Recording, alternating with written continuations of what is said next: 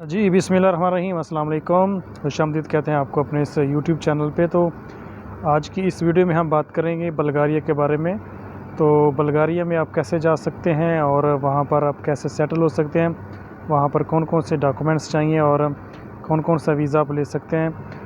वहाँ पर job opportunity क्या है और वहाँ का टीआरसी कार्ड आप कैसे ले सकते हैं और आगे आप किसी अच्छे कंट्री में यूरोप के आप कैसे जो है ना वो एंटर हो सकते हैं। तो ये सारी चीज़ें आपको बताऊंगा आज की इस वीडियो में। तो वीडियो को मुकम्मल देखिए ताकि आपको अच्छी तरीके से हर बात जो है ना वो समझ आ सके। तो वो लोग जो इंडिया से, पाकिस्तान से, नेपाल, बांग्लादेश, श्रीलंका, किसी भी कंट्री से जो है ना वो बल्गारिया जाना चाहते हैं, तो वो ये वीडियो ज़रूर देखें और अपने दोस्तों के साथ भी इसको शेयर करें। तो सबसे पहले हम बात करते हैं जी बल्गारिया के बारे में।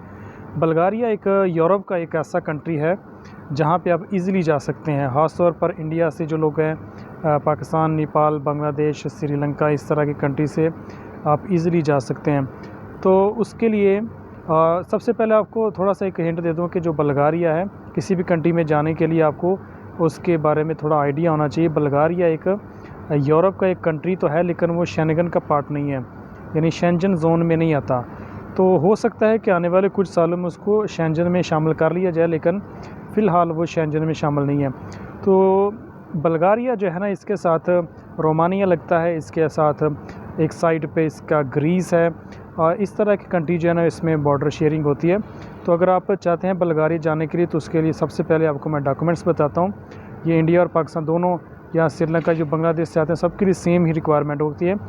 तो आपके पास एक वैलिड पासपोर्ट होना चाहिए, जिसकी वैलिडिटी जो है वो 6 महीने होनी चाहिए। 6 महीने से अगर कम आपके पासपोर्ट की वैलिडिटी है तो आप उसको रीन्यू करवा लें, क्योंकि उसके ऊपर आप अप्लाई नहीं कर सकते, आपका वीज़ा नहीं लगेगा। इसके अलावा आपकी पिक्चर होनी चाहिए, वाइट बैकग्राउंड, और जो लेटेस्ट आपका उसमें डॉक्यूमेंट्स है वो होने चाहिए। तो इसके अलावा ये तो डॉक्यूमेंट्स की बात होगी। उसके बाद है कि आपको 3-4 आपको तरीके बताता हूँ कि आपको कौन-कौन सा वीज़ा जो है ना विज़िट ले सकते हैं। 2 तरीके होते हैं मेन, ख़ास तौर पे अगर आप विज़िट पे जाना चाहते हैं या आप वर्क परमिट पे जाना चाहते हैं। तो विज़िट के बारे में आपको बताता हूँ कि विज़िट पे जाने के लिए आपके पास सबसे पहले वहाँ का अगर तो इन्विटेशन लेटर है तो वेल एंड गुड है। इन्विटेशन लेटर का मतलब होता है कि अगर आपका कोई वहाँ पे दोस्त है, कोई जानने वाला है, कोई रिलेटिव है जो आपको वहाँ से आपको इनवाइट करता है, आपको स्पॉन्सर करता है, तो आप वहाँ पे जा सकते हैं। और दूसरा है कि आप खुद भी अपने किसी कंट्री में जहाँ भी आप मौजूद हैं, चाहे आप इंडिया से, पाकिस्तान, नेपाल, बांग्लादेश, श्रीलंका, किसी भी कंट्री में मौजूद हैं, तो भी आप अप्लाई कर सकते हैं। तो अगर आप अप्लाई करना चाहते हैं तो उसके लिए डॉक्यूमेंट्स चाहिए, आपका पासपोर्ट, आपकी पिक्चर। इसके अलावा आपका बैंक स्टेटमेंट जो है ना वो लाजमी होना चाहिए, और उसमें कुछ बैलेंस भी होना चाहिए। और बैलेंस के साथ साथ आपने अपनी प्रोफाइल अच्छी तैयार करनी है। अगर आपने किसी और कंट्री का, छोटे कंट्री का विज़िट किया हुआ है, तो वो भी आपने साथ अटैच कर देना है कि आप मैंने इस कंट्री का विज़िट किया। उससे ये होगा कि आपकी जो प्रोफाइल है, आपका जो एक बैकग्राउंड है वो अच्छा बनेगा। जो वीज़ा ऑफिसर है वो आपको वीज़ा देने का, यानी ज़्यादा चांस उसमें बन जाते हैं कि आपके वीज़ा लगने के चांस ज़्यादा हो जाते हैं। तो एक तो ये तरीका हो गया। तो एक तो ये हो गया टूरिस्ट वीज़ा, यानी आप विज़िट वीज़े पे या टूरिस्ट वीज़े पे जा सकते हैं। तो कोशिश करें कि आप जितने कम टाइम के लिए अप्लाई करें उतना चांस ज़्यादा होंगे। ज़्यादा लंबे टाइम के लिए करेंगे तो उसमें चांस कम हो जाएंगे। उसके बाद है दूसरा तरीका होता है कि आप बिज़नेस वीज़ा भी अप्लाई कर सकते हैं। बिज़नेस वीज़ा ये होता है कि आप जो बिज़नेसमैन हैं उनके लिए ख़ास तौर पे होता है। तो आपने उसके लिए कौन कौन से डॉक्यूमेंट चाहिए, वही पासपोर्ट है, आपकी बैकग्राउंड पिक्चर होनी चाहिए, लेकिन उसके साथ आपने बिज़नेस अपना शो करना है कि मैं ये बिज़नेस करता हूँ और इस बिज़नेस के बिहाफ पे मैं अपने बिज़नेस को प्रमोट करना चाहता हूँ। वो अपने बैंक स्टेटमेंट आपने साथ लगानी है, अपने बिज़नेस को आपने लाजमी जो है ना वो शो करना है। इसके साथ आपका टीआरएन कार्ड यानी टैक्स रिटर्न का भी होना चाहिए, वो भी आपने साथ अपने अटैच करना है। उसके बाद होता है स्टूडेंट वीज़ा है। अगर आप स्टूडेंट हैं तो आप भी अप्लाई कर सकते हैं। अप्लाई करने का वही तरीका है कि आपके डॉक्यूमेंट्स होने चाहिए, लेकिन आपका जिधर आप पढ़ते हैं किसी यूनिवर्सिटी में, वहाँ से एफिडेविट होना चाहिए, यानी आपका एक एफिडेविट वो साथ लगेगा, अपनी यूनिवर्सिटी से आपने ले लेना, उसको टेस्ट करवा के वो भी आपने अपनी एप्लीकेशन के साथ जो है ना उसको सबमिट ज़रूर करना है। तो 3 तरीके हो गए। उसके अलावा आप एम्प्लॉयमेंट हैं, अगर किसी कंपनी में काम करते हैं तो ये ज़्यादा इंपॉर्टेंट आपके लिए रहेगा।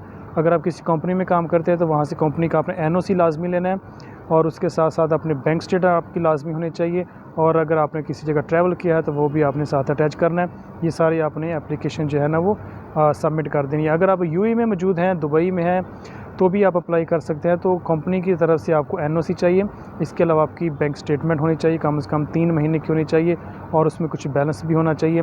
तो इस तरीके से आप ये भी अप्लाई कर सकते हैं। तो ये 4 तरीके आपको मैंने बता दें कि बिज़नेस के लिए आप अप्लाई कर सकते हैं, स्टूडेंट वीज़ा भी अप्लाई कर सकते हैं।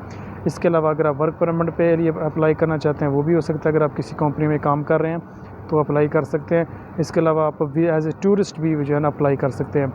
अप्लाई करने का तरीका क्या है कि आपने उनकी ऑफिशियली वेबसाइट के जाना है, अल्बानिया की जो ऑफिशियल वेबसाइट है उसको ओपन करना है। जब आप उसको ओपन करेंगे तो उसमें आपने सिर्फ एप्लीकेशन अपना नाम लिखना है, अपनी वल्दियत लिखनी है। इसके अलावा आपका काम क्या है, आप किसके लिए कर रहे हैं, कहाँ के लिए कर रहे हैं, तो वो आपने सारा सबमिट कर देना। और डेज़ आपने ज़रूर उसमें बताना है कि आप 30 दिन के लिए जा रहे हैं, 60 दिन के लिए जा रहे हैं, 90 दिन के लिए जा रहे हैं, वो आपने मेंशन करना है। और उसके साथ आपने डे टू डे प्लान ज़रूर बताना है कि मैंने इस तरीके से मैंने ट्रैवल करना है, यहाँ से मैं जाऊँगा, इस तरीके से जाऊँगा। वहाँ पे आपने होटल बुकिंग का जो है ना वो शो करवानी है, क्योंकि अगर आप होटल बुकिंग नहीं करेंगे या अपनी टिकट रिटर्न नहीं करेंगे तो थोड़ा सा मुश्किल हो जाएगा आपके लिए वीज़ा जो है ना आपको मिलना। तो इसलिए आपने अपनी CV सबमिट करनी है, अपना कवर लेटर बहुत मैटर करता है इसमें टूरिस्ट वीज़े के लिए, क्योंकि उसमें लिखा होता है कि आपने इस दिन को यहाँ होंगे, आपका होटल बुकिंग ये होगा, आपने इतने दिन स्टे करना है, इतने दिन के बाद आपने वापस आना है। तो जब तक आप कवर लेटर नहीं साथ लगाएंगे तो आपके चांस और कम हो जाएंगे। तो आपने कवर लेटर में ये मेंशन करना है कि आप कितने दिन वहाँ रुकेंगे, कब वहाँ से वापस आएंगे और आगे आपका क्या प्लान होगा। ये सारी चीज़ें आपने कवर लेटर में कवर करनी होती हैं। तो इस तरीके से आप जो है ना वहाँ जा सकते हैं। तो इसके अलावा जो दूसरा तरीका होता है वो वर्क परमिट का होता है। वर्क परमिट जो है ना, अगर आप किसी कंपनी में काम कर रहे हैं तो भी आप वर्क परमिट ले सकते हैं। ख़ास तौर पर अगर आप UAE में मौजूद हैं, दुबई में, अबू धाबी, शारजा, किसी भी स्टेट में हैं, तो आप वर्क परमिट ले सकते हैं। तो उसके लिए आपके लिए ज़रूरी होता है कि आपने अप्लाई करना है वर्क परमिट के लिए। वर्क परमिट के लिए ज़रूरी नहीं होता कि आपकी बैंक स्टेटमेंट नहीं चाहिए होती। विज़िट वीज़े के लिए, टूरिस्ट वीज़े के लिए, स्टूडेंट वीज़े के लिए बैंक स्टेटमेंट जो है ना वो लाजमी होती है। लेकिन अगर आप वर्क परमिट अप्लाई कर रहे हैं तो उसके लिए बैंक स्टेटमेंट ज़रूरी नहीं है। तो आप अगर आपको डायरेक्टली वहाँ से कोई भेज देता है वर्क परमिट, यानी बुल्गारिया से अगर आपको कोई भेज देता है तो आप उस वर्क परमिट पे जा सकते हैं। तो अप्लाई करने का इसमें इतना ख़ास नहीं है, सिर्फ आपने उसमें को अपना जो आपको ऑफ़र लेटर आएगा वह उसको फिल करके आपने वापस भेज देना है। कुछ ही दिनों के बाद आपको वहाँ से कॉल आ जाएगी कि आपका वर्क परमिट लग गया, उसके भी यहाँ पे आप जा सकते हैं। लेकिन अगर आप UAE में मौजूद हैं, दुबई में, तो आपको अपनी कंपनी से NOC लेना लाजमी है, वो आपका होना चाहिए। डॉक्यूमेंट वही आपका पासपोर्ट पिक्चर वगैरह होने चाहिए, ID आपका वैलिड होना चाहिए, पासपोर्ट वैलिड होना चाहिए, तो आप अपना वर्क परमिट जो है ना अप्लाई कर सकते हैं। बात की जाए अगर सैलरी की, तो सैलरी वहाँ पर अच्छी आपको मिलेगी और कम से कम आपको 700 से 800 यूरो वहाँ मिल जाएगी। इटली, जर्मनी, फ्रांस, बेल्जियम के मुकाबले में तो नहीं होगा, लेकिन बहुत कम भी नहीं है, बहुत ज़्यादा भी नहीं है। आप एवरेज कह सकते हैं कि बुल्गारिया में आपको सैलरी मिलेगी। इस तरीके से आप अपना वर्क परमिट पे भी जो है ना वो जा सकते हैं। तो ऑफिशियली लैंग्वेज जो है ना बुल्गारिया की, वो उनकी अपनी ही लैंग्वेज है, लेकिन इंग्लिश भी वहाँ बोली जाती है। तो वो लोग जो ये एशियन कंट्री से जा रहे हैं तो उनको परेशान होने की ज़रूरत नहीं है। वो अपनी ऑफिशियल लैंग्वेज अगर उनकी नहीं भी जानते तो आप इंग्लिश अगर आपको आती है तो आप कम्युनिकेट कर सकते हैं। बात करें अगर वहाँ पर जॉब की, तो जॉब उसमें इस वक्त क्लीनर की जॉब है, इसके अलावा एग्रीकल्चर की जॉब है, मेंटेनेंस की जॉब है, ये जो बिल्डिंग वगैरह बनती हैं उसकी जॉब है। तो बहुत सारी जॉब इस वक्त जो है ना ओपन है, तो आप इसके लिए अप्लाई कर सकते हैं। तो ये थी आज की हमारी वीडियो बुल्गारिया के बारे में। इस तरह की और वीडियो देखने के लिए हमारे चैनल के साथ जुड़े रहें। चैनल को लाइक और बेल आइकन को ज़रूर दबाएं ताकि आने वाली हर नई अपडेट, हर नई वीडियो आप तक आसानी से और बर वक्त पहुँच सकें। तो मिलेंगे एक नई वीडियो के साथ, एक नई अपडेट के साथ। तब तक के लिए अपना बहुत सारा ख्याल रखिएगा और दुआ में याद रखिएगा। तो ये थी बुल्गारिया की वीडियो। इस तरह की और वीडियो इसी चैनल पे आती रहेंगी। तो मिलेंगे नई वीडियो के साथ, नई अपडेट के साथ। तब तक के लिए हम आपसे इजाज़त चाहते हैं। अपना बहुत सारा ख्याल रखिएगा। अल्लाह हाफ़िज़।